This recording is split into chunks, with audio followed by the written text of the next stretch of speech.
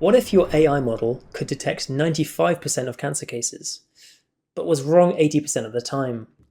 This is why accuracy alone isn't enough in machine learning. I'm James from Encord, the platform that pioneering AI teams trust to build their data layer. And today, we're going to talk about F1 scores for classification models, and why they might be the most important metric that you're not using properly.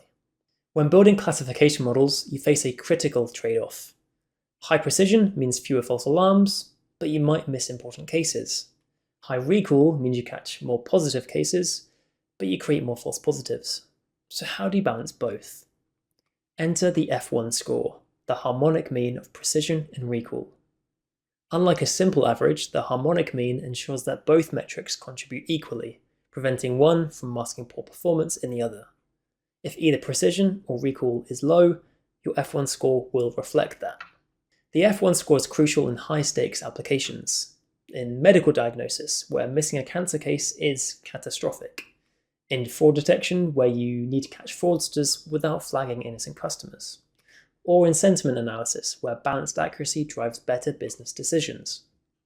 F1 scores range from 0 to 1. Generally, 0.5 to 0.6 is poor, 0.6 to 0.75 is fair, 0.75 to 0.85 is good, and above 0.85 is excellent. But remember, context matters.